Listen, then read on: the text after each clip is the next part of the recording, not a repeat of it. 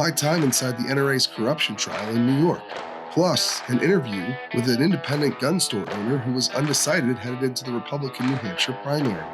That and more on this episode of the Weekly Reload Podcast. No, the devil's got no hold on me.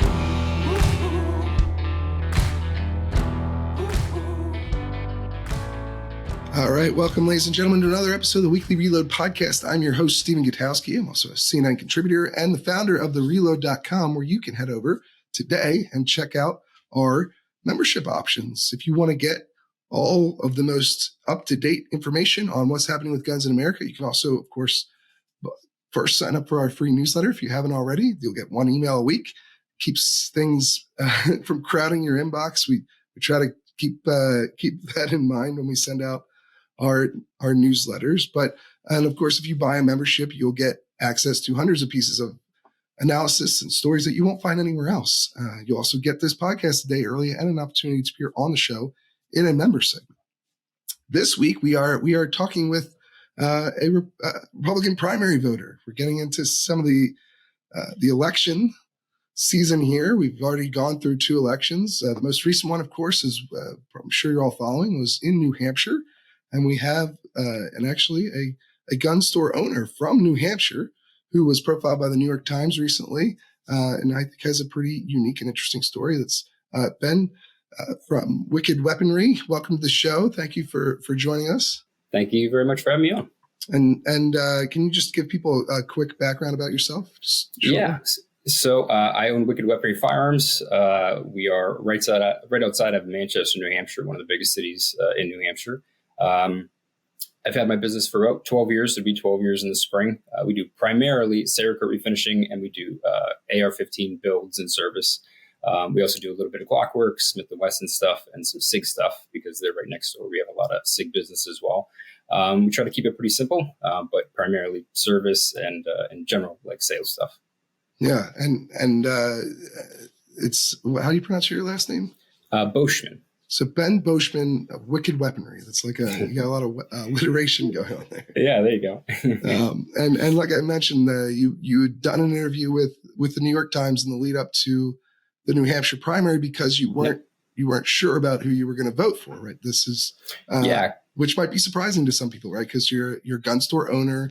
Donald Trump has gotten the endorsement of the NRA over the years, has had a close relationship with them, but of course also has maybe disappointed some people on policy on that front. We've talked about this a lot in the election, but can you just give us your view of why you were perhaps undecided going into the election? Yeah, so it's kind of interesting. Actually, the Times article ended up coming out because they had cold called me, kind of expecting what you would get with, your typical gun shop. And when we started talking, they kind of realized that I was a little bit of a different voter than what they were used to when they had called stuff. So that's how we kind of ended up with the article there. In the lead up to the election or to the primary, I should say, for me, I'm always open-minded because, there's always a lot of candidates. There's always a lot of different viewpoints. And I've always been pretty proud of being not a single issue voter, but trying to look at the totality of where we're going as a country, as well as the stuff that I believe in, when I'm looking at who I'm voting for. So, when they were asking about stuff about the primary, I really didn't have a direction because to me, it's a hard choose right now. At least that's what it seems to be.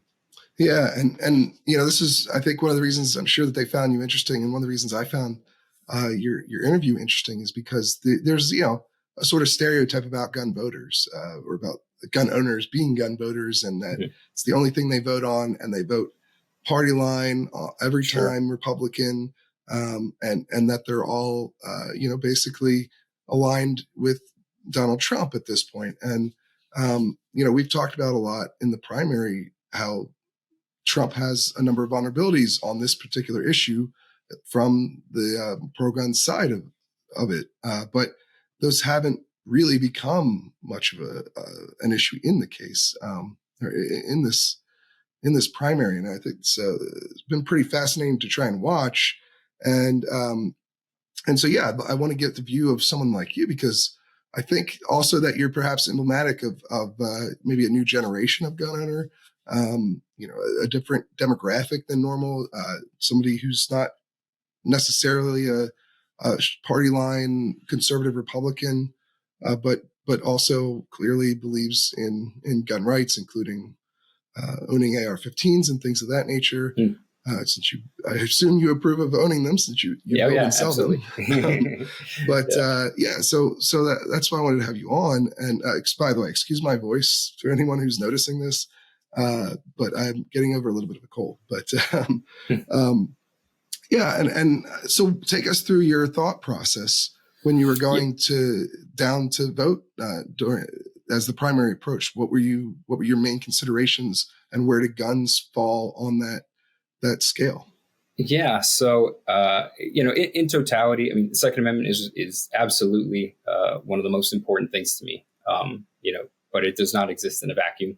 There are a lot of hills that I'm willing to die on. If you talk to anybody, any of my friends or family who listen to me, get up on my soapbox, there's a lot of things that I'm passionate about, including the Second Amendment. So certainly leading up to the primary, the Second Amendment is first and foremost because it's my business. It's right there in front of my mind. That there are certainly a lot of other social issues. I mean, whether it be like immigration or economic policy, or I said about in the article, abortion rights and things like that. It becomes a juggling act because I'm not just a business owner. I'm also just a regular American. So, it is a lot of like constant calculations. Even right now, I've got the news on at the house and always just kind of taking a look at what's going on throughout the day and what changes and what's brought up. Because I kind of don't want to just stay in the one box of the gun store every day and talk to gun people and talk about Second Amendment things. Because there's other stuff. On the weekend, I do things that aren't firearms related. Sure. Yeah. And I don't think that's terribly unique even among gun owners, right? I think, again, going back to this sort of stereotype, a lot of, especially I think gun rights activists have about how gun owners approach elections, which is that guns are the number one issue and it's the only issue and it's the only thing they'll vote on. And I don't think that's actually true in a majority of cases. It's certainly an issue, I think, where gun owners probably put gun policy higher up the list than non-gun owners do. But, for sure. But it's not necessarily the only thing that everybody votes on.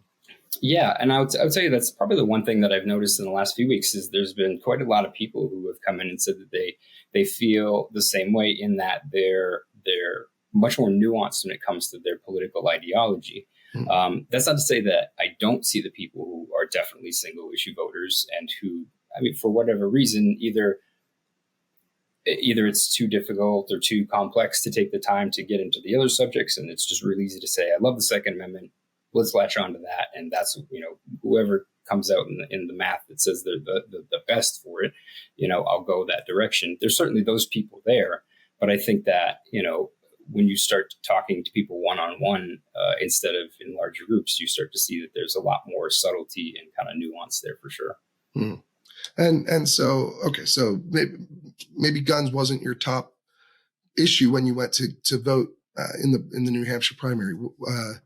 But as far as where that issue, but presumably it does rank fairly high for you, right? That's sort of the bottom line. Absolutely, yeah. And when you were headed to vote, how did things stack up in your mind? How did the candidates stack up? I mean, was there much of a fight? Did anyone try to appeal to you on this issue, you feel, in the primary? No, I honestly didn't see. I saw vague generalities, and to be fair, there was, I'm sure there was a ton I missed because I wasn't, super educated going up to the primaries on all of the candidates. Honestly, the things that stuck out to me the most were non-Second Amendment things that kind of turned me off from them. And then actually a few of them dropped off before the primary anyway, so relieving wasn't a consideration at that point. Honestly, I didn't see anything that was promising. And again, I've mentioned this before, is both sides have some really kind of terrible track records when it comes to the Second Amendment. And Donald Trump specifically, having to deal with the bump stocks and things like that. And regardless of how you feel about the item, that happened under him. Right. But I also see people who are very willing to turn a blind eye to that because he says he's pro 2A. So again, I think that's a little disingenuous, because if it was the other way around, I think people would hang their hat and say this guy hates the Second Amendment because he did something like that. So I think there's an argument to say that maybe being a little bit more objective and thinking critically about what the actual track record is, or what they're purporting to be about, those things those need to align. And if not, then it's just a net zero for me, or it's a negative or positive. Yeah. And did you see, I mean, obviously by the time the New Hampshire primary actually arrived, it was really just two candidates at that point, Nikki Haley and Donald Trump on the Republican side. Yeah. And did you see anything from either candidate trying to convince you that they were better on the Second Amendment? Or do you know, did Nikki Haley's record come up at all? You obviously have a little bit of knowledge about Donald Trump's, but no, and whether or not that was on purpose, by her people, or we just haven't kind of gone down that path with her. It certainly wasn't as like very much a casual, political watcher as far as all that goes. Those were not the conversations that I heard, and those weren't the things that I had seen brought up, at least not on the regular. So whether or not they don't really want to get into it right now, maybe their concerns are more about border security in Israel. Maybe that's the focus right now, which I totally understand. I think it won't. You're a gun store owner. You'd think maybe they would try to target you on that issue. They probably know that in their voter rolls, Yeah, it's kind of interesting, and I don't know. I honestly don't know what the angle is, and as far as why. Maybe they've just seen in the past to be super pro 2A hasn't helped a ton. They know they want the voters for sure, which I get that. But I think, making it a very strong part of their platform, potentially not politically beneficial if you're trying to gain voters from the other side. I don't know. You'd have to talk to their campaign managers for sure. Maybe. But I would like to, it would be nice if something like this was regimented, right? Like during the debates, you had to talk about one of the, each had to hit the 5 tentpole, items, whether it be economics and border control and Second Amendment and, whatever. And everyone has to say a little bit on each one, that we can kind of track them and hold them, hold them accountable. Said, hey, listen, you've been saying that this is what you're all about. Now you're heel turning. So what are we going to do? But, the debates are kind of what they dissolve into, and, the political, commercials and advertisements kind of spiral into whatever's getting people at the moment. So we are very lucky right now to a certain degree that we haven't had a major Sandy Hook or gun violence incident very recently. So it's maybe something that they're trying to avoid talking about. But even the Trump campaign, right? I mean, you mentioned some of the negatives of his record. There's positives that he can point to with, especially with the appointment of the Supreme Court justices that were involved in the Brewing case, which is a landmark Second Amendment case. You didn't hear anything from his campaign either on that front. No. And again, you'd think that that'd be something that they would definitely want to show you, but at least not from my people. And if my people aren't reflecting it back to me and I'm not hearing it, then clearly that's not what they're campaigning on, at least not at the moment. Yeah. So you didn't hear it directly, and you didn't hear any of your customers mentioning it either. Right. Exactly. Yeah. Yeah. It really seemed pretty absent to the entire there was a little bit with Ron DeSantis and his campaign, his super PAC very early on, but they didn't put a lot of effort into it. I guess it didn't make it up to New Hampshire, it seems. Yeah. He obviously wasn't still in the race by then, but are you comfortable sharing who you ended up voting for? Did you end up voting in the primary? I did vote in the primary. I will abstain from saying who I voted for. Okay. And that kind of goes back to my original point, where I want people to vote their values and their priorities. And, if I thought that it mattered that I said who I voted for, then I probably would definitely not say, because I am my person, and I want people to vote, their conscience and their values. I think that the totality of our individual ideas together are probably one of the greatest things. So, but yeah, it's not terribly eventful, and I don't think it'd impress anybody. Yeah. Let me ask you this. President Biden, right? Now he's been very aggressive on trying to implement gun restrictions, even without new laws passed by Congress. He did manage to get a new gun law passed in 2022, the Bipartisan Safer Communities Act, right? But I think a lot of things people have been upset with in the gun community from the Biden administration have been more of his executive orders or the rulemaking that they've done through the ATF, things Correct, like the pistol brace ban, the ghost gun ban. There's quite a lot of them. They sort of follow that guide that the bump stock ban had laid down under President Trump.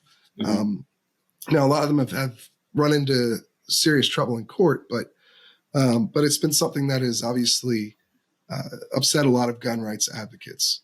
They're not happy with President Biden's performance on the issue.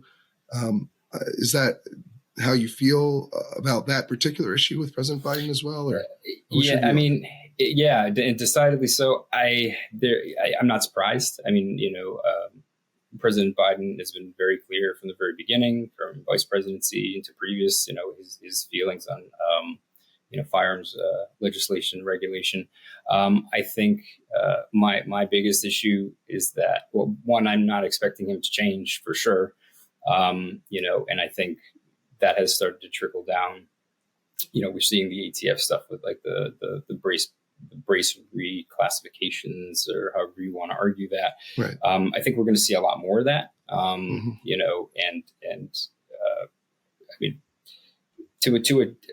to a point, I think that's because the technology and the laws are starting to hit a weird juncture where, there's some of this stuff that hasn't been rewritten or hasn't been relooked at in, 100 years. So some of these technology things are starting to become confusing, and we're obviously looking for clarification on both sides. So that's where I think some of this stuff starts to come to a head. But I'm not seeing anything positive from the Biden campaign. Certainly nothing that I support through the Second Amendment. Yeah. So on that issue, you're obviously not happy with the president, but on other issues, it sounds like you might be more aligned with him. And as you mentioned, guns are not necessarily the only issue you care about in these elections. How do you view that with a general election matchup? Is the fact that you don't like his approach to gun policy disqualifying to you? Is the fact that maybe you don't like the Republicans and I don't know, some January 6th, there's some of the other issues that have happened with President Trump. Is that disqualifying on that end, even if you like his gun? How are you looking at this? Yeah. So I think the way that I look at it is that I think from a totality standpoint. And so while I don't like any of President Biden's, history or stance on firearms regulation, I do have a lot of faith in the states to help protect, and our legislators to help protect. And there are layers that we can fight. And again, like the arm brace reclassification for the ATF, that's a good example. I mean, currently we're in much better territory. I mean, certainly I don't think the fight's over. There's a long way that has to go before it's over. But, we have recourse in a lot of these areas. I'm not saying that we have to, kick back and think that everything's going to be okay if we see another Biden presidency. But what I'm saying is that I think that being so firearms legislation regulation being so complex, I think we have a lot of other tools at our disposal rather than just putting, one person and saying that they're going to fix a problem or be the problem. Whereas, again, if I look at like someone like former President Trump, who, from a totality standpoint, is problematic in a lot of other areas for me. I may want to back him because he's a Second Amendment supporter, but there's a lot of other things that become issues for me at that point. So I think, again, not saying I want to vote for either. I would say that I think there's a lot more positives I see from Biden in other areas that are not Second Amendment for me. And that can sometimes become like an easier thought versus the other way around. You're right. So you're seeing things on either side with either the major. I mean, look, Donald Trump is well ahead in the Republican primary. He won New Hampshire, obviously. Mhm. It's not over necessarily, but Mhm. it's a pretty long shot that Nikki Haley is going to come back and win.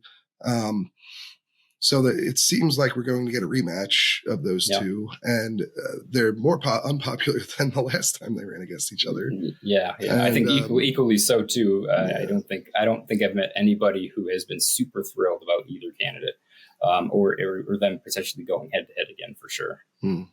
Yeah, so it feels like there's probably a lot of people who at least are in that stage of like, I don't necessarily want to vote for either one of these people.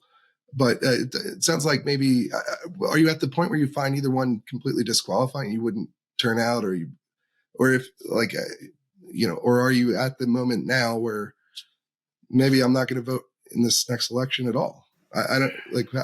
I'm just trying to think through this. Yeah, that's tough because I go back and forth. Some days I think it's a political decision to like say I'm not going to vote and abstain. But then there's the mathematical argument that if you don't vote, you're helping one person or the other. Right. Very common argument these days. Right? Sure. So, yeah, I'm not going to lie. If I'm being super honest, I don't know whether I'm going to abstain or pick a side. I still think we have a little ways to go. There is part of me that while I'm not like a Nikki Haley supporter out of the gate, would be very interesting to see her if she could somehow secure the nomination, and it would at least give us a different conversation, right? And take some of the drama that comes with, former President Trump out of the equation. But, it doesn't seem like most Republican primary voters feel that way, I guess. Yeah. And I personally don't know why. I mean, I talk to my customers all the time, and I see a lot of people who are begrudgingly, or some people who certainly don't support Donald Trump anymore, but are just so adverse to Joe Biden that they will literally back him, even though they tell me they don't like him at all. Sure. I see that as... And I think that's a common thing on the left as well with Joe Biden, where they not a lot of enthusiasm for him. But there's a lot of potentially people who might vote against Donald Trump. Is a lot of voting against the other person. For sure. Although I think Trump probably wins that enthusiasm aspect a little bit. He does have very enthusiastic supporters. That is very true. They might not be the majority of the country or even a majority of the Republican Party, but they're a pretty sizable chunk. Probably more so than Biden. Yeah, it could certainly be the case. I mean, I think some of the other interesting stuff that I've seen on for our Trump supporters is that some of them have, while they used to be really outspoken, I have some people who have turned and don't want to speak out, saying that they are not exactly Trump supporters, and they're actually afraid of backlash within the community. So I think that is a new thing that I've seen within the last, I'd say, few months leading up to the primaries, where there was some people who really did want to talk about the other candidates, but were kind of afraid that they were going to look like a turncoat or something because they were going to pull votes away from Trump by potentially going for somebody else. So it's interesting. That's a whole another dynamic to this right now, where Trump has become so polarizing with some of his people that some people who may decide to choose a different route are almost afraid to speak up about that too. Again, that's incidental stuff that I've seen on my end, but it's definitely a thing for sure. Yeah. Well, I think this is a good time to talk a little bit more generally, because we got a pretty good idea of where you're at on the specifics of this particular election, right? And these particular candidates that it looks like we're going to be choosing from. Well, actually, do you see any sort of third party options out there? If one pops up, I am all ears right now. Yeah. If you could get a third party person to jump out of the bushes and really shake this thing up, this would be the time. I mean, if any time now, I think, we've seen third party candidates come up, being pro legalization of marijuana and all kinds of stuff like that, where, I think someone that's truly progressive and truly different could definitely grab a lot of votes right now from undecided voters or voters like me, who certainly are begrudgingly participating this year for sure. Do you think there's do you feel like there's an opening for maybe a realignment as well? Obviously the parties right now with two parties, you have to kind of, do you feel the sort of pressure to agree with everything that one side says, and you either have to completely change your views all the way to the other side on every issue, or you're become kind of a political outcast? Is that what it feels like? You kind of read my mind, actually. As I was saying that, I was wondering, man, this is exactly why the two-party system is really just not working well for us. Because, I mean, not only do you kind of have to play that as a voter, but also, financial support for these campaigns is very two-sided. Nobody wants to start moving money in different directions or anything. So it's almost like it's in this like locked battle where it has to come down to two sides, and they have to be, all in or all out, whatever you choose. I mean, I don't know about you, but that is not the way my brain works at all. It's too binary for me. It doesn't leave space for nuance or conversation. If anything, we definitely need more than two parties, and I think that will help this kind of this weird deadlock that we have, that people seem to. I mean, I think that's what can make people a single issue voter, where they're like, man, I hate both of these, but this one issue, I got to have it, I'd like to see that broken up for sure. I think that's a potential. That's an interesting point. Yeah. About single issue voting. Cause you're right. I mean, at some point it almost feels like you have to pick one issue above all the other ones, unless you are just a naturally partisan person, who's bought into the party system. Unless you believe strongly in the party's platform, you kind of have to pick what's my most important issue this election. I guess I'll have to vote for, because there's a really stark contrast. And it's like, it can be good to have stark contrasts, right? When you're going to pick people in election, but it gets hard when it gets hard. To me, it gets hard when you have to then do it knowing that you're going to cause some sort of damage to yourself one way or the other, whether it be you're giving up your values on, this issue or that, or you're potentially damaging your own business, that type of stuff. I mean, like, it sucks that that's the way we almost have to be voting right now, because it is so partisan. It can be a no-win situation. This is a perfect example of where we really, in my opinion, don't have good choices. This is not the best and the brightest of us. This is not the most in tune versions of us on either side. So, it's a very sad state of affairs when this awesome right that we have to participate every 4 years and do this is reduced to what is going to hurt the worst, the what's going to hurt the least. Right. Yeah. And speaking of this sort of approach to politics of being very party line and polarizing, that's often been a critique of the gun rights movement, and that it's gotten too close to the Republican Party. Whether that's, I think perhaps that's a bit of a push-pull situation where the country polarized as well, and there aren't a lot of pro-gun Democrats left. But also some of these groups, perhaps the NRA, has obviously been the focus of a lot of this criticism over the years, that they're too close to Trump or too close to the Republicans generally. And I'm wondering about you and how you, when you look at the landscape as far as gun rights advocacy goes, how do you feel about it? Are there specific groups that you prefer? Is there an approach that you prefer? How do your feelings extend there?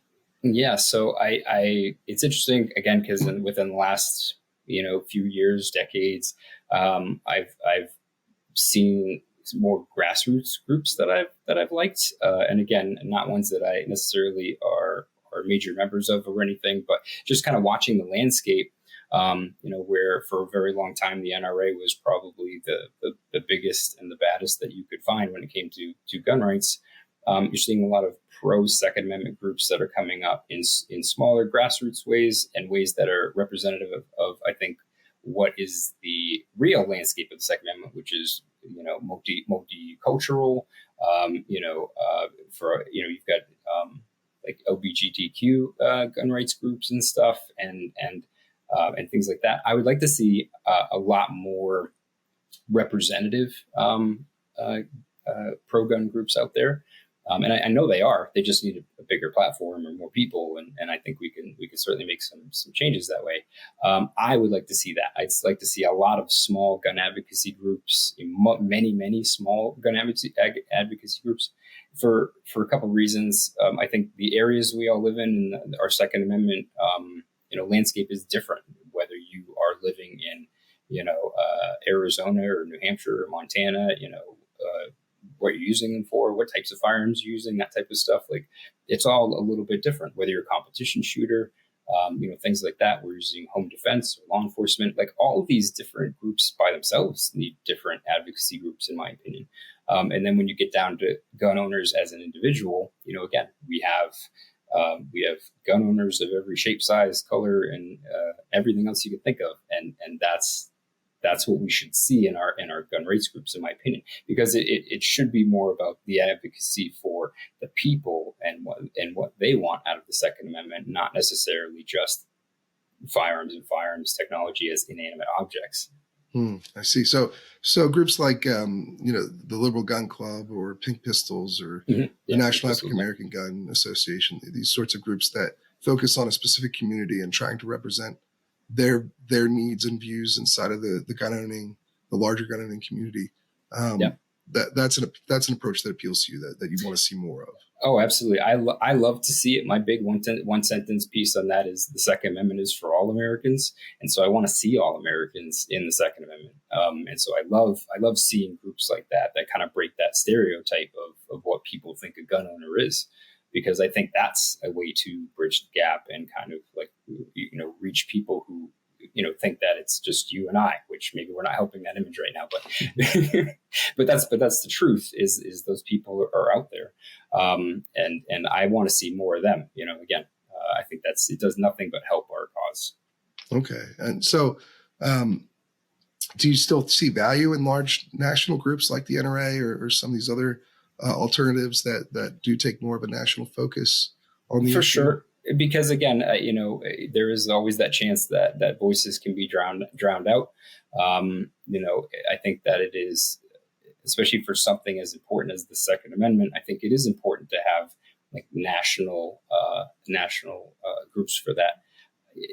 I think we are seeing with the NRA that they can turn a little bit and get very complex and can have issues of their own. So again, I don't know how you guard against that, but certainly it's not what you like to see in your organizations like this. Sure, you're talking about the corruption allegations and things for trial in New York. Yeah. But presumably, if they cleaned up or that, you still see value in having a sort of single major group to, I guess, a show of strength, this size and. Has some absolutely. And again, as long as it's representative of people who support the Second Amendment, I'm all for it. That's my biggest thing. Okay, interesting. And speaking of which, I mean, obviously, what you're talking about there, the gun owners reflecting America, we've seen more and more of that over the last several decades, especially over the last 4 years or so, with this spike in gun ownership among minorities and women in the United States, and the preference for guns moving from more rural and more hunting focused to more urban and suburban and more self-defense focused, just sort of gun culture 2.0, as people have called this. That's really accelerated since the pandemic. There's a huge gun sales spike during the pandemic, and a lot of the people who bought guns were people who traditionally own guns at a lower rate than the rest of the country, right? And so you are seeing a sort of flattening, a more egalitarian distribution of private gun ownership in the United States. And I'm interested as well in how that, obviously you're saying it should reflect gun rights advocacy, and that makes sense. But how has it affected your business? What are you seeing on the ground? And inside of the industry itself, are you seeing changes there as well to try and embrace these new customers, or how's it going? So I'll say, so in New Hampshire, we're getting more diverse up here, but we're not a terribly diverse state. Right. New Hampshire's pretty homogenous. We're pretty state. white. Right. Yeah. But it is here. And that's the thing is that when we talk about diversity, there are groups and cultures here, just like any state, and I think. And I think it extends to beyond race. Obviously, New Hampshire is mostly white, but Sure. but it's diverse in other ways. Certainly there's a lot of women, a lot of people who, especially politically, it's fairly unique state. I think that's a little more reflective of the country than, say, Iowa, right? That's one of the reasons why New Hampshire gets attention Sure. during the primaries is that it's not as conservative as Iowa. It's a little more of an independent political approach there. Are you seeing that sort of shift in gun ownership show up at the store? Yeah, I mean, we're seeing kind of what we would expect from what we have here in New Hampshire. But what I am seeing is it's more about people who have never thought about owning firearms before. So they are very emblematic of how we are politically and socially. But as far as like the firearms ownership side of it, they're brand new to the game, which is great. We love to see that, and it is our job, as people who are experienced, is to try to bring them on board as best as possible. With the best kid gloves and training that we can possibly provide, so that they enjoy the right that we appreciate. Versus, again, we're not gatekeepers or anything, and we shouldn't be. So I like to be extremely hands-on with them, and I know a lot of other shops who do the same. But you have to take everybody as a new customer when they come in with their own backgrounds and experiences, and again, it's a lot of work for sure. And how are you seeing the industry as a whole adapt? Beyond New Hampshire, but just your suppliers, the major gun companies, people like that. How do you think that the industry is handling this sort of change? It's tough to tell. I mean, I look at marketing materials a lot, from like manufacturers and stuff, and see who they're targeting and stuff, or what their approach is. You're certainly seeing a lot of more diversity and push for diversity, and a lot of like social media stuff, on online content creators and video platforms and things like that. I think the industry itself, again, this is just from my position behind the counter, checking out the weeklies and stuff. I don't see a major change within the industry. If they're making pushes, that's great. I think if anything, they should be louder about it, and public about it, because they should be proud of that. But I see it does not seem like the industry itself is a fast ship to turn. See, like it's taking a little while longer. In my opinion, if the industry was smart, they would absolutely start talking about inclusion, diversity, and bringing more people on. Because that's an entire market that you could potentially be having when we're talking from a business standpoint. But, back to my original point, the Second Amendment's for everybody. And so you want to make everybody feel like it is for them, in my opinion. So, there's obviously really good stuff coming out. I'll see advertisements that kind of,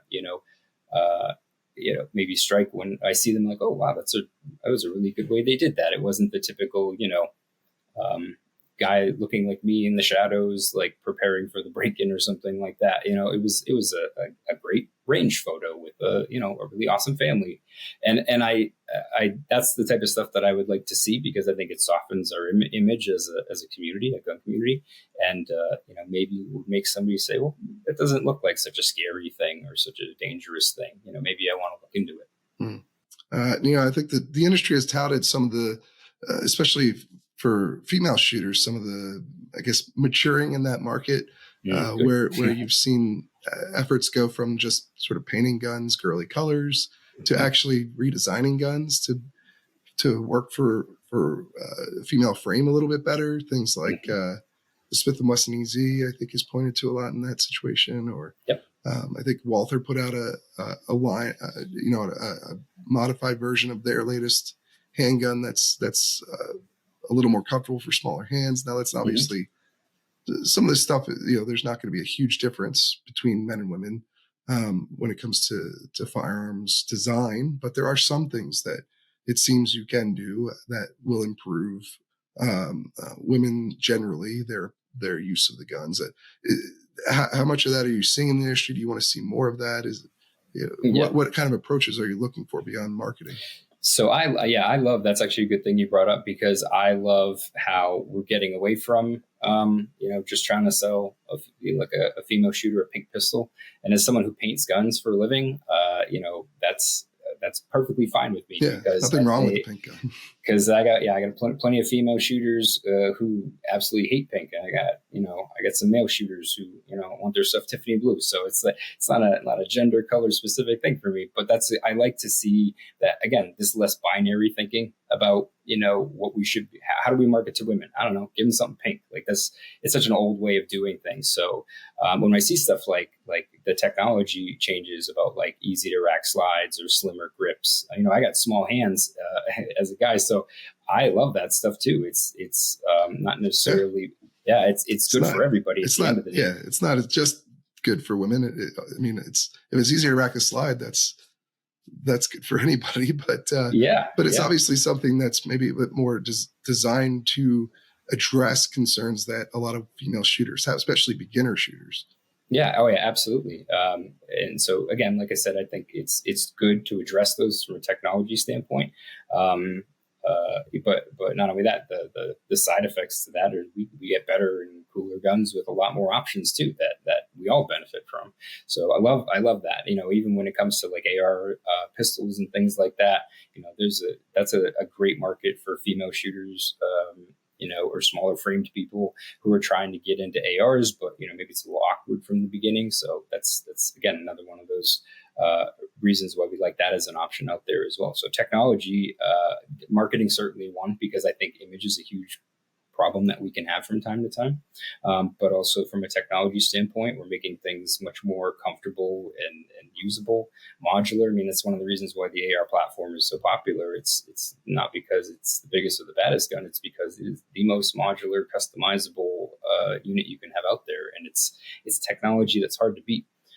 So I think that technology is certainly a good direction to go in as well.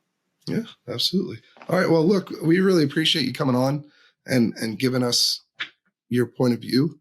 I think it's fascinating. And I think again that like you're not alone in how you feel about these things. So that's why I wanted to bring on and try and just get in your mind a little bit for people to have a better understanding of how a certain section of the gun owning community thinks about these things, because it's not something that gets a lot of discussion, I think. I appreciate it. Really, I do. I think that having nuanced conversations about this is the only way forward. And if we can't have difficult, complex conversations about this, then only the loudest voices and kind of the ugliest voices are probably going to be heard. So thank you so much for having me on and letting me speak from my little spot behind the counter. It was a pleasure. Absolutely. And if people want to learn more about Wicked Weaponry, how can they do that? You can hit us up on Facebook or Instagram, Wicked Weaponry. Pretty easy to find there. We also have a website, www.wickedweaponry.com, or you can call us up. We answer the phone. You'll probably get me 33% of the time. All right, wonderful. All right, well, we're going to head over to our news update now. Thanks so much. Thank you. All right, ladies and gentlemen, welcome to the weekly news update. I'm contributing writer Jake Fogelman, joined as always by Reload founder Stephen Gutowski. How are we doing this week, Steve? I'm getting over a cold, actually, still. So I don't know if it's how much different I sound to people. I did CNN the other day on the Crumbly case, which I think we had a story about last week in the newsletter. I had a link to at least. And, when I listened to it, it didn't sound that different. But to me, I sound way different. Yeah, that happens to me every time I'm sick too. When I do the podcast, I'm like, oh, I'm going to sound so bad. But, right. Something about the audio equipment, it doesn't sound as quite as bad as you think in your head. It's like something about your internal ear. I think you just hear so much more of your own sickness than other people hear, maybe. So hopefully it doesn't come across too bad. Or maybe it makes my voice even, it makes it deeper and like a better radio voice. I don't know. There you go. People have to tell me when they listen. Your NPR voice. Yeah, right. But yeah, what do we got in terms of news this week? Sure. So into the newsletter, we got an interesting story from The Trace, actually, about gun exports to Israel specifically. They have a report showing that handgun exports in particular to Israel have increased 300% in 2023 compared to 2022 for obvious reasons that we've covered pretty heavily. The demand for handguns, that they liberalized their laws to allow more civilians to apply for handgun licenses. And U.S. gun makers have apparently risen to the occasion to help meet that demand.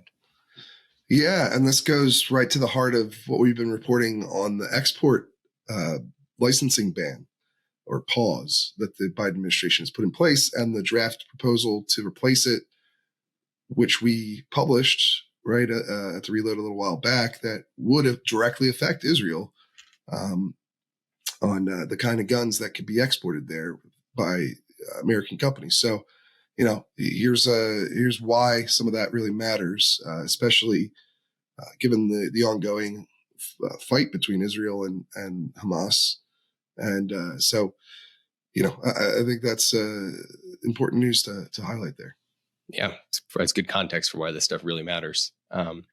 Next one comes to us from the Portland Press Herald about Maine, and particularly Governor Janet Mills there. She gave her State of the State address where she finally unveiled what she's going to be pushing for in terms of a gun law response to the Lewiston shooting last year. And it sounds like she's trying to kind of thread the needle with a weird quasi-universal background check proposal that would only require additional background checks if you advertise a private sale, for example, on social media or Gunbroker or one of the online marketplaces. And then she also wants a expansion of the quote unquote yellow flag law that Maine has, where she wants to make it easier for police to take people into protective custody so that they can initiate that yellow flag procedure. So that at least is a little more narrowly tailored to what went wrong in the Lewiston case. But it's interesting to see her kind of trying to walk the line between some gun laws, but not everything the gun control movement wanted. Yeah, and that background check proposal sounds like it'd be very hard to enforce. But I suppose that's the critique generally of universal background checks or background checks that apply outside of commercial dealers, because it's a lot harder to even know when something like that is taking place. But yeah, we'll see where that all ends up in Maine. Obviously, there's some appetite there to change the laws after that terrible shooting, and but the state has a very rich history of gun rights advocacy. So we'll see how that all shakes out. Certainly. And then the last link we're going to hit on is some big news out of South Carolina. Actually, after several years of trying, the South Carolina Senate officially passed a permitless carry bill. That's been the big hang up in the state in the past. Their House has repeatedly passed permitless carry legislation, but it's kind of died in the Senate. And now that one has officially cleared, it was passed with an amendment, so it has to go back to the House to do a conforming vote. But it looks like South Carolina is set to become the 28th permitless carry state pretty soon. Yeah, the governor's already spoken out in favor of this bill, so I think it's on its way to getting there, and we're on the way to hitting that ceiling that you talked about in Naus's piece not too long. I mean, it's probably been a little while because they haven't had a lot of these laws passed since the legislative sessions are usually the beginning of the year. So we had a number of new permitless carry states last year, but this is probably going to be the first and maybe the last. Well, we'll see of 2024. Certainly. And then into some of the stories we wrote this week, there was actually a pretty major ruling out of California. Judge Roger Benitez issued a permanent injunction against the state's background check for ammunition sales. So this is sort of a long-awaited ruling. This case has kind of moved up and down the Ninth Circuit. And it started pre-Bruin and was kicked back down to Benitez after Bruin. He officially said that California's requirement that every single time you buy ammunition, you get a background check is unconstitutional and ahistorical. So pretty big ruling.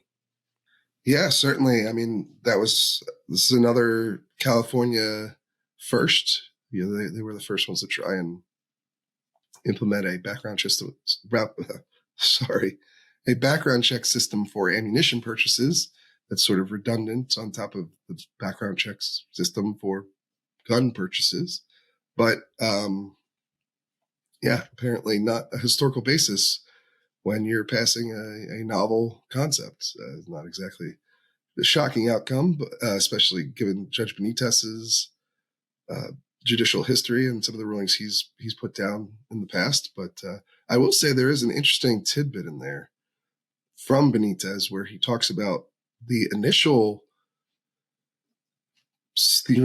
proposals. This was a proposition that was passed by voters, if I'm remembering correctly, and they didn't pass a background check system at the point of sale proposal. They passed one that was about licensing for over a period of years. You'd have to get a license to buy ammunition, which he kind of seemed to. He alluded that would have been at least an easier. Had an easier time of trying to pass the Bruin test, though he didn't say it would have passed it. He actually, it's funny, like 3 or 4 times in the opinion in various sections, he goes, without prejudging the constitutionality of that system, it's clearly more, he used terms like it's clearly a more reasonable approach or clearly more constitutionally justifiable approach. And you're right. It was basically like a 4-year, you'd get a permit. And for 4 years, that permit was enabled you to purchase ammunition as long as it was still valid. It wasn't revoked, and you could just renew it every 4 years. And then the California legislature, for some reason, amended that system that was put to voters and just said, no, actually, we want like a point of sale. Much more complicated. Yeah. Right. Yeah. Very difficult to work. And clearly from the statistics you've seen, it actually is somewhat unworkable. It falsely flags people more than it actually catches, prohibited persons trying to purchase this stuff. So they added all these wrinkles that I think just really didn't do the state any favors in court. I mean, this was something that Benitez, even pre-Bruin, had at least issued a preliminary injunction against. So under the Bruin standard, it was already going to face an uphill battle. And I think just the fact that we've still seen all these, problems with the efficacy of the system, it just kind of doomed it.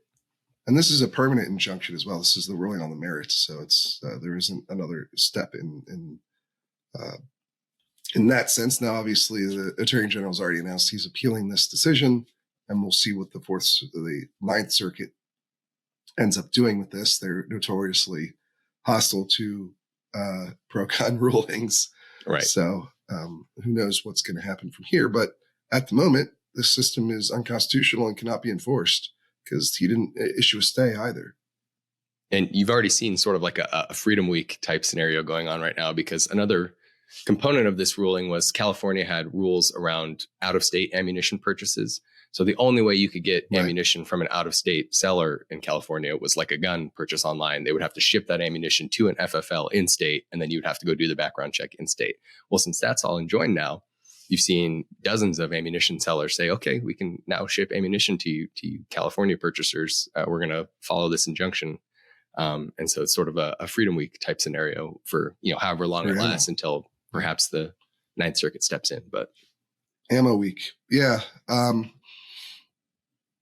But I do think that Benitez caveat about the initial permit to purchase ammunition system is definitely one to watch. That taken in conjunction with what John Roberts and Brett Kavanaugh wrote in Bruin itself and their concurrence, where they were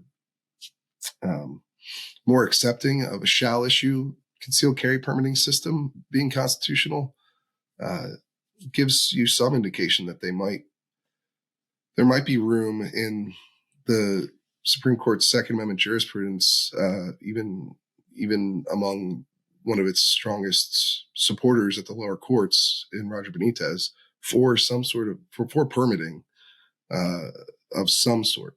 Now they seem to not be happy with permitting that is overly onerous or that has time limits that are too short, or there's a number of things where they discuss issues with permitting systems, but they don't seem adverse to the concept of various kinds of permitting, whether it's for carry or for ammunition purchases, or maybe even for gun purchases generally. I don't know.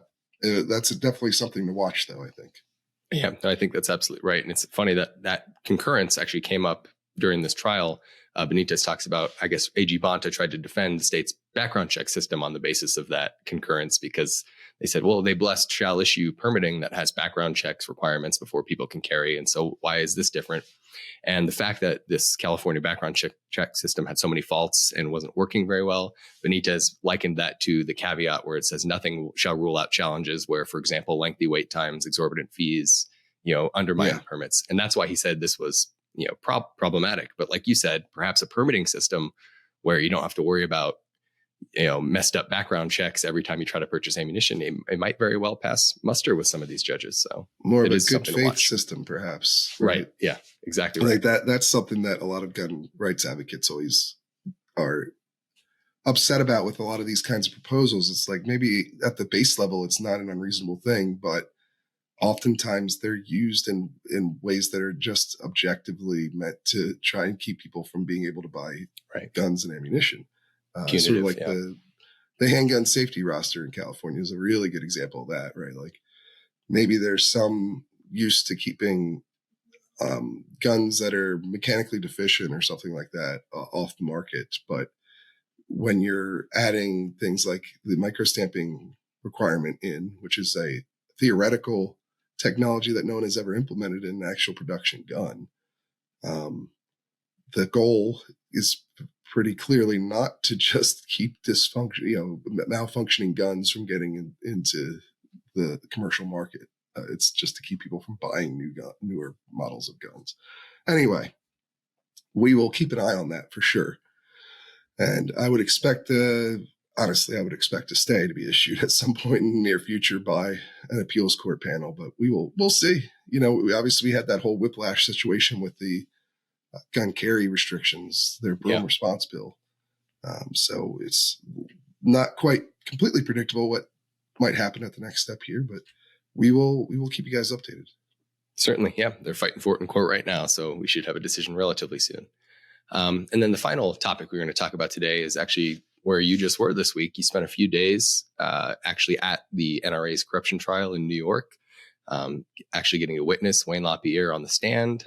So if you want to just talk about your week up there in New York, seeing the trial firsthand. Yeah, I did a couple of stories for the site on this. There were a couple of revelations that came out, some new information that we hadn't heard before, which is almost kind of surprising at this point because the NRA has already been through one trial. It's been 5 years since these things started to surface. Mike Spees, who we had on the show a little while back, was the first reporter to publish a number of these allegations from internal documents, but we're still getting new and fairly shocking expenses that are coming out. For instance, LaPierre testified this week that he actually authorized private helicopter flights in addition to the private jet flights. And these were done not, interestingly, he didn't try to justify them on a security basis like he has with a lot of the other expenses he's taken, whether it was the jet flights or even mosquito treatment for his house or landscaping for his house. He said these were security necessities because his security guards were getting bitten by mosquitoes and the landscaping needed to be redone to make his home more secure. And so the NRA had to pay for all of that in his estimation under security expenses. Same thing for some of the yacht trips he took with the NRA contractors. He's used this reasoning for a lot of the more eye-catching expenses that have been reported on. But in this case, with the private helicopter flights, he admitted that was just to beat traffic at NASCAR races. This was part of, excuse me, still getting over this cold. This was part of an effort by the NRA, according to LaPierre, to raise the NRA's visibility in general culture, to try and bring it to a more mainstream audience, try and convince people that it's not a right-wing group in his telling, that it is a mainstream organization for all kinds of different people. And so he argued that, part of their plan was to use, events like NASCAR races, sponsoring them, or recruiting celebrities from NASCAR, or from the NBA or from the NFL or from country music into the group as a way of promoting the organization, of giving it more cultural influence, of countering narratives about it, negative narratives about the NRA. And so part of that effort involved going to NASCAR races at times.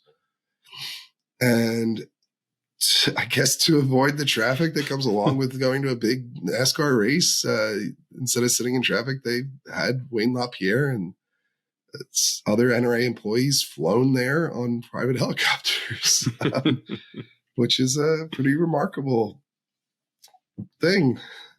Like he didn't even try to justify that as some sort of security necessity. Just it was to beat traffic. So that was one revelation that came out. You also had testimony from the NRA's top lawyer, John Fraser, who, painted an interesting picture of himself and his role at the organization.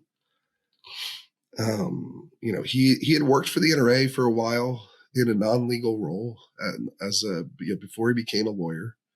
In political roles at ILA, Institute for Legislative Action, and the NRA paid for him to become a lawyer, to take classes and pass the bar and all that. And then he went into private practice for about 18 months, so less than 2 years. And then they hired him right out of private practice after 18 months to be their top lawyer, to be their general counsel, but not just their general counsel, also their secretary. And they combined those two positions under him.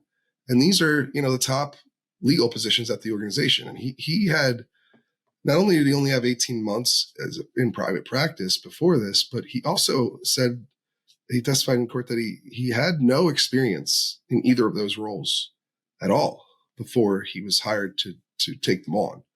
And then while he's been the top lawyer inside the organization, he testified essentially that he was sidestepped or shut out of most of the major legal decisions that the group has made over the last 5-6 years. That includes whether to sue Ackerman McQueen, which was their top outside contractor for decades, right? That's where a lot of the issues cropped up from, was this relationship with Ackerman McQueen, their old ad company. A lot of the stuff, the fancy suits, right, were bought by Ackerman McQueen for Wayne on Ackerman's advice. A lot of these things that people have heard of. The NRA executives, including LaPierre, were running expenses through Ackerman McQueen so that they didn't show up on NRA books. That's a big part of this trial, right?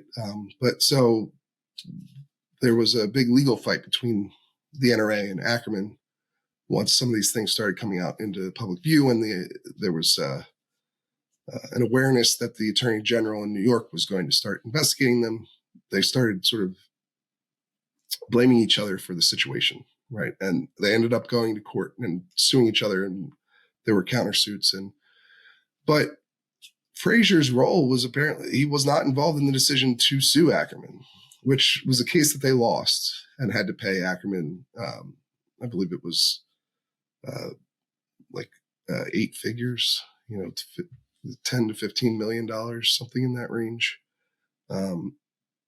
He also was not involved in the decision he wasn't involved in the drafting of Wayne LaPierre's employment agreement, which is what he used as the basis for taking the NRA into bankruptcy, for claiming that he had the authority to do that. They said it was in his latest employment agreement there, even though there's no language about bankruptcy in there. It talks about the structure of the organization. And so he used that as justification for making this decision, which, again, John Fraser was not involved in that decision either. He wasn't involved in the negotiation of the contract or the decision to take the NRA into bankruptcy, which, of course, also failed, did not work. And he actually, it's kind of remarkable. He was not only was he not involved, but he wasn't told about most of these decisions until they happened. Like the bankruptcy filing, he wasn't told about that until the day that it happened, shortly before it happened. And he was told by the people who were actually making these legal decisions, which is the Brewer firm, the NRA's outside lawyer, who he admitted the NRA has paid $100 million, more than $100 million over between like 2018 and 2022. So, or 2023, but it's been a huge sum of money that has gone to this outside firm. And they're the ones who really have, according to Fraser's testimony, made all these major legal decisions for the NRA. And they were the ones who negotiated Wayne's contract and Wayne's lawyer is a former, is connected to the Brewer firm as well. And the person who told Fraser about the bankruptcy is also the person, the lawyer who is currently representing the NRA in this trial, the civil litigation that they're doing in New York. So, they really painted a picture of Fraser as not very in control of the NRA's legal strategies at all, and that really Brewer is in control of all that. Now, Fraser said he testified that he didn't think that was inappropriate in any way, and he explained the amount of money that they've been spending on the Brewer firm by arguing that the NRA during that time period has come under, I think he called it attack by a lot of different, on all sides, I believe is what he said. And, so their legal spending ramped up tremendously because of that. That was his explanation. And he specifically called out the New York Attorney General, Letitia James, who's a Democrat, for being politically motivated in how she's approached the NRA in this civil suit. And so he was putting the blame for how much they're spending on legal fees to Brewer on all of the legal fights that they've gotten into, some of which he argued were politically motivated, like this civil trial. So I think those are the biggest takeaways. I will say there was also, in the Fraser piece, and this got some attention on social media, but I think it's been a bit underplayed, honestly, because there was kind of this incredible scene that played out at the very end of section of Fraser's testimony where he was asked, Wayne LaPierre admitted to a lot of things in this trial. He's already admitted to many of these things previously by paying back some of these expenses. Generally, he keeps it segregated to the private flights that he wasn't actually on, like the ones for his niece or his niece's husband, things like that, where he wasn't on the flight, so he can't use the security justification. And so he admitted in court to actually the NRA's lawyer that those expenses weren't proper. They shouldn't have happened. And he claims to have paid back the NRA with interest and back taxes for all of that stuff.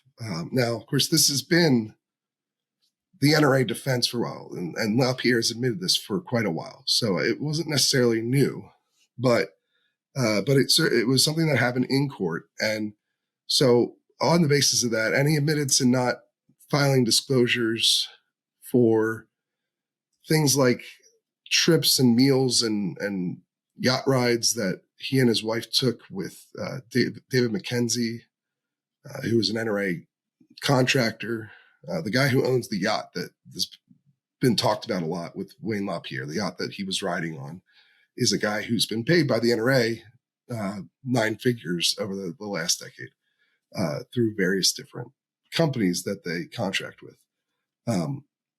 So there's a sort of obvious conflict of interest there, but Wayne never disclosed any of that stuff, even though he was required to by policy. So he admitted that as well in court.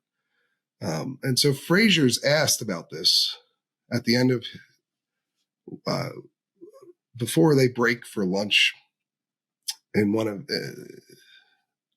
in court, and he's asked whether or not Wayne breached his trust. And Wayne is sitting there. LaPierre is sitting there in the front row. I was sitting 2 rows behind him, and he's watching Frazier on the stand. And Frazier equivocates about this. He says, well, I don't think he broke my trust.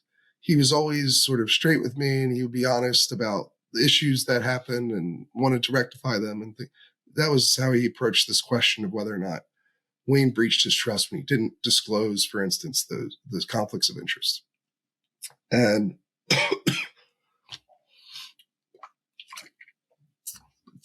but then he's asked about whether Wayne broke the trust of NRA members. And I expected him to do the same thing with whether or not he broke his trust, right? And say, well, no, maybe, yeah. But instead, he took a really pretty agonized pause. And he said, I'd have to say he probably did. Yes. And that was the last thing he said. That was the end of the testimony for that period. And Wayne, they got up, the jury left, and Wayne, who's being escorted by security the whole time, he also gets up and slowly walks out of the courtroom, and he doesn't come back the rest of that day.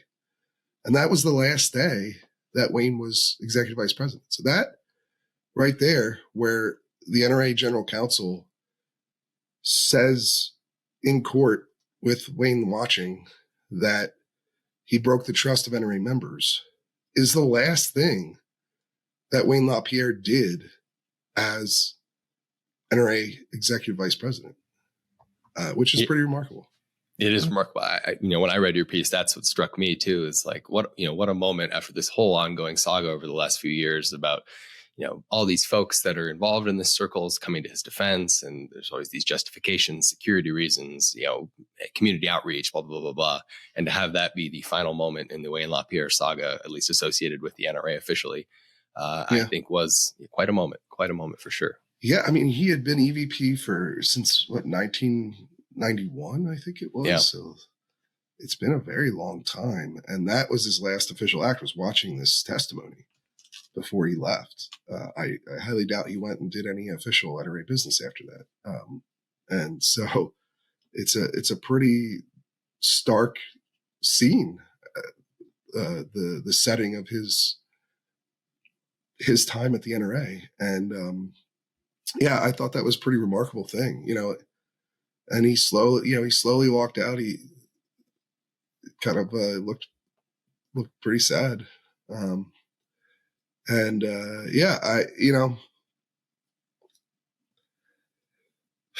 don't know. It's an interesting, the other half of it too is Frazier, and the way he answered those questions took me off guard, because he wasn't willing to admit that Wayne broke his trust, but he was willing to admit that he broke the trust of the NRA members, which I think says a lot about both of them. Right.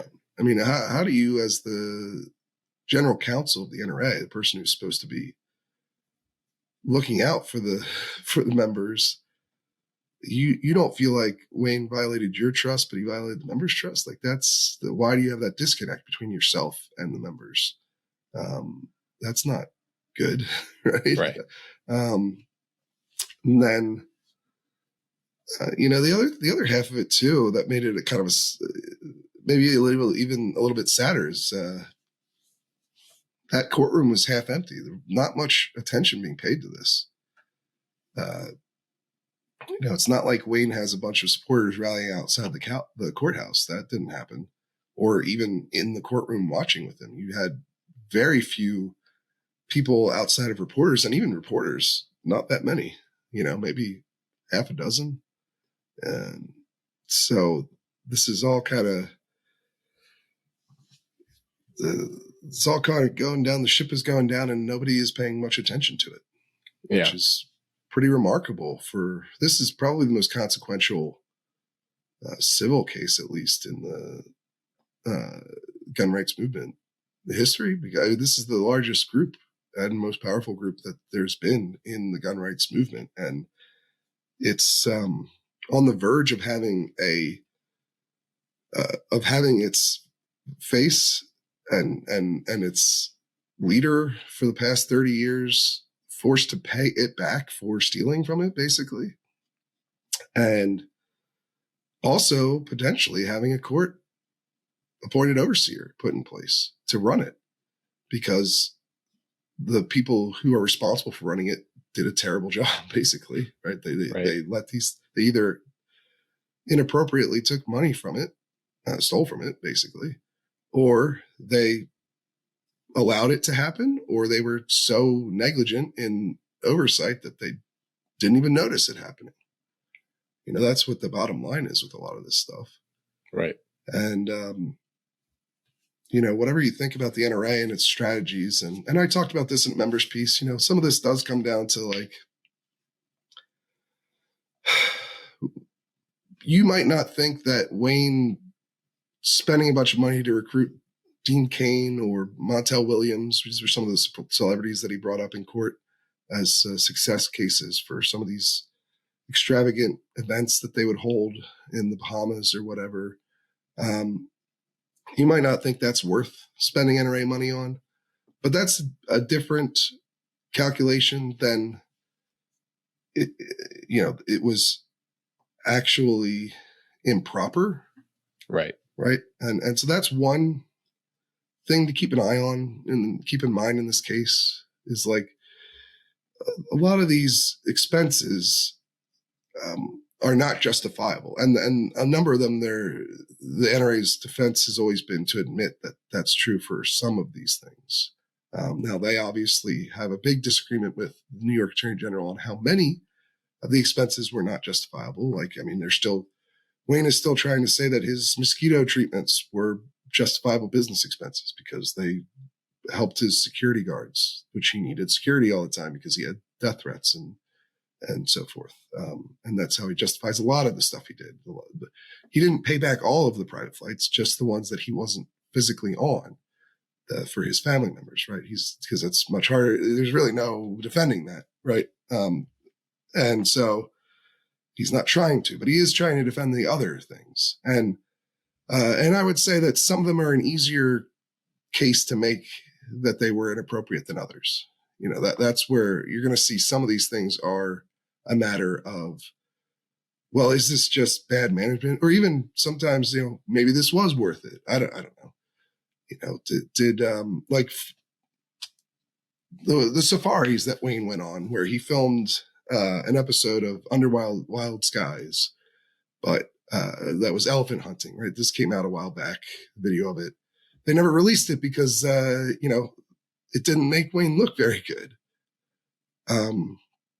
So obviously that expense did not work out well for the NRA.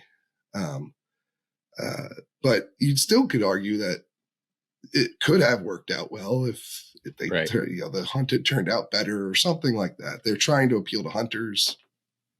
That's what I think your piece put it well, mismanagement versus malfeasance, right? And it's like sort of subjective on some of it. Some of it, like you said, there's an easier is a case to be made one way or the other. But some of it you could say, well, looking at it this way, I could see where they were trying to go. And it's going to come down sort of to, what does the jury think? Where does the lion's share of that fall in which camp? Yeah, exactly. So I don't want to get too far ahead of things here. I'm not trying to argue that clearly the Attorney General is going to win or lose, right, one way or the other on these questions. I'm just saying that's some of these things. It's going to come down to what the judge and jury think are actually justifiable versus clearly not justifiable. Right. And then, of course, the biggest question overall is whether the NRA has fixed its internal controls. And that's sort of beyond the scope of some of the misuse or bad judgment versus negligence or malfeasance.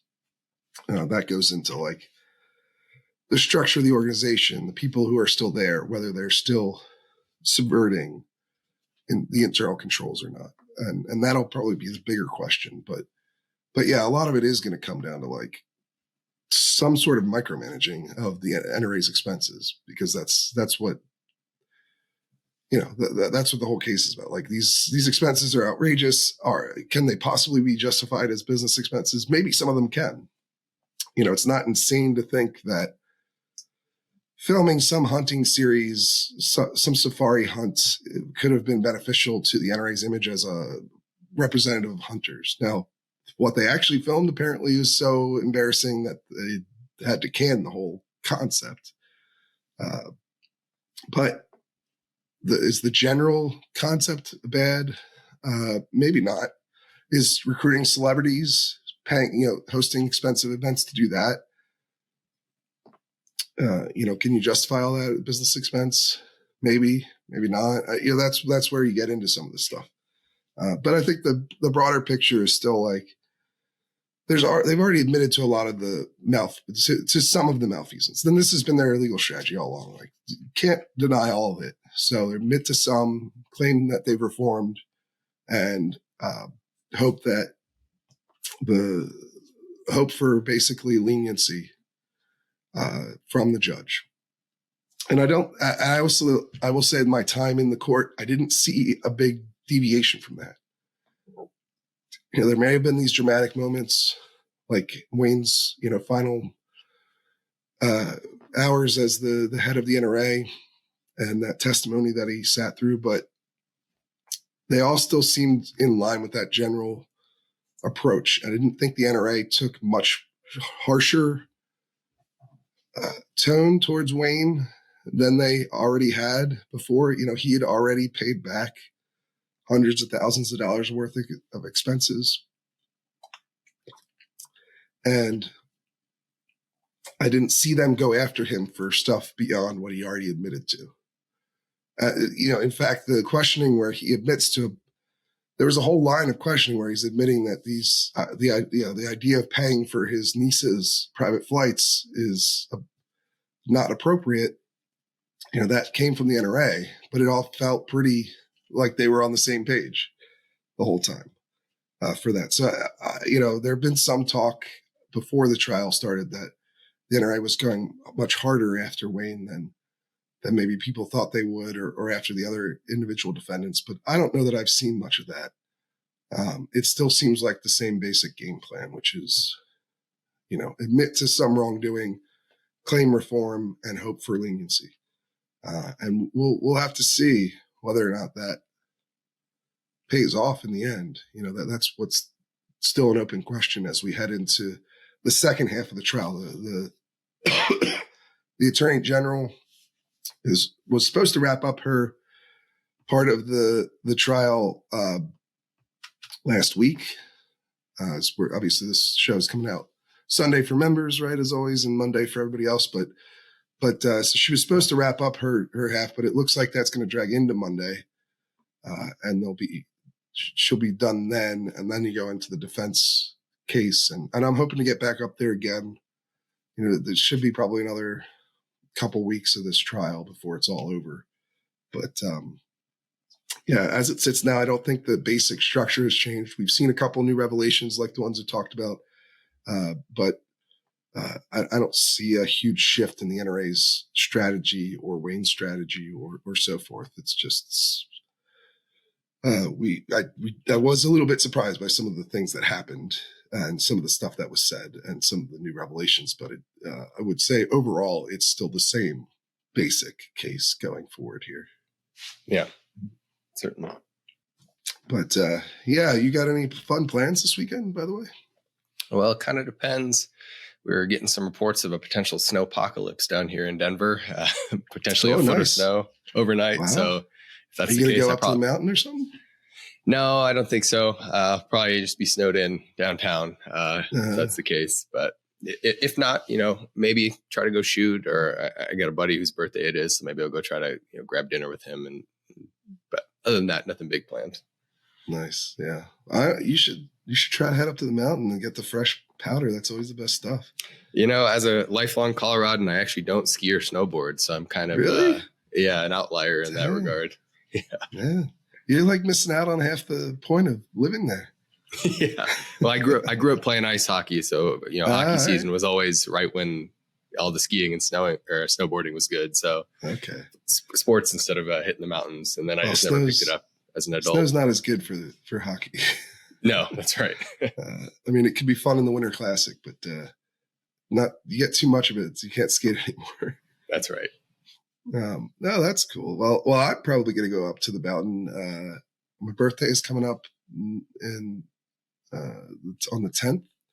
And actually, of course, Trump is speaking at the NRA's Great American Outdoor Show, which I'm planning to go and cover that as well. So it's kind of a lot of traveling here the last couple of weeks for you guys. But at least the Great American Outdoor Show is in Pennsylvania. It's in Harrisburg. It's right by where I went to college, which is also where I like to go and snowboard. And it's not that far from Virginia. It's 2.5 hours, something like that. And so I'll probably go up for the show, write something on the speech and the whole situation there, and then go to the mountain, go around it's called Round Top because it's near Gettysburg. So, oh, nice. Yeah. It's not, I don't think it's anything quite like what they have in Colorado. Yeah. It's not Vail, but it's fun. And, I'm hoping to get some snowboarding boots. I still have my snowboarding boots from high school, but they've kind of fallen apart. So I'm going to get some new ones and take my snowboard from high school, which is still fine. And maybe do a little bit of snowboarding. I haven't been snowboarding in a couple of years, actually. So hopefully the weather cooperates. We had a bunch of snow like 2 weeks ago. Then it got really warm and then it's gotten cold again. That's kind of what it's like to live in this area. You got to take the snow when it comes. Otherwise you might end up with an icy mess on the mountains where you get that freeze melt cycle if it's too warm in the winter, which is a great way to slip out and get a concussion, which I know from experience. I wear a helmet now when I snowboard, which is, I recommend to anybody. There's no reason to not do that. But anyway, in the 2000s, we were very cool and radical and didn't need helmets until we busted our heads. Anyway, but yeah, so that's my plan. So I'm going to snowboard and you're going to sit inside, I guess it sounds like. Yeah. And there's not even football this weekend. So it's kind of a bummer. Yeah. There is, you could watch the NHL All-Star game, I guess. That's true. The All-Star game is this weekend. And I think the NFL one, the Pro Bowl is this weekend too. So yeah. The games that nobody cares about are. That's right. Yeah, that's right. At least the skills competitions are sort of interesting to watch. I don't know. Yeah. But it's just kind of funny because I'm going to go snowboard in southern Pennsylvania and you're going to be snowed in Colorado. That's right. That's pretty funny. But either way, I think we both need to get back to the range soon. I didn't even get to shoot anything at SHOT Show because I didn't end up there at range day. I would like to try that new the Daniel Defense version of the Hudson H9 and see what that's actually like. Maybe our range got one in. I'll have to check it out. But I'll keep you guys updated if I do. That red dot I bought working out pretty well. The Sealy, I like it so far. And I haven't. You know what I ended up? I might have mentioned this last show, but I ended up doing the extension base plate for a 10-round magazine from a regular 365, and that's what I'm going to use for my DC carry. I haven't done it yet, though. I haven't actually carried in the city. I haven't really had much reason to go in there lately. The CNN interview I did the other day, I did from here. It's because I was sick and I didn't really want to get anyone sick. Plus, Jake Tapper, whose show I was on, he was out in Los Angeles anyway, so it wouldn't have been in the studio regardless. But so I haven't really been in the city much. And also, I don't think I can carry at CNN anyway. They don't let you carry in there. Yeah. So it's kind of like there's no. I haven't been anywhere that I would carry in DC. I don't go into it that often, but it's nice to have at least the option to defend myself, especially because DC, especially these days. Yeah. It's on the other end of the murder trend as of late. It's gone from everywhere else. We had record declines in the murder rate, right? As a country, it's a really incredible thing to see. But a couple outliers still exist, and DC is one of them. And they've had a real bad problem over the last 5 years with both murders and carjackings, especially. So it's not a place you necessarily. It's not. You can still go into DC and without being murdered. I don't want to be too dramatic here, but it is a significant problem. It's a real problem in the city, and so it's nice to be able to have the option to defend myself if needed. But I haven't needed to yet. I'll let you guys know how that goes when I do. But that's all we've got for this week. So we will see you guys again real soon. Look, if you like the reporting that we do, you can head over to thereload.com and sign up for our free weekly newsletter. You get 1 week, 1 a week, 1 email. It's not going to flood your inbox like a lot of places do. And of course, if you want more, if you want a better understanding of what's going on, you can buy a Reload membership, and that'll get you access to hundreds of pieces you wouldn't get otherwise. It also is the way that we are able to produce this kind of reporting. It's not cheap to go up to New York City and sit in on a trial. I can tell you that much. And of course, it's not just we're not a charity here. We try to give you as much value as possible for your money. So you get access to hundreds of member exclusives that you won't find anywhere else. And you get the podcast stay early and an opportunity to appear on the show in a member segment if you so choose. Hopefully we'll have some more of those in the future. Yeah, it's a great way to support an independent publication. I own 100% of the Reload, and this is put all my money into making it work. So hopefully you guys believe in it as much as I do. But if you can't afford to buy right now, please the other way you can help us is by rating these shows and sharing them with people you think would be interested, or forwarding your weekly newsletter to somebody you think would be interested. Anything like that helps spread the word about the Reload. You can also, of course, rate the show wherever you're listening to it. And I hope you do. We listen to your feedback as well. Whenever somebody sends us feedback, I always try to take it seriously. And now I'm going to go and have some Alka-Seltzer Plus, I think. Try to. Oh, God. Yeah, let's end the show. See you guys. No, the devil's got no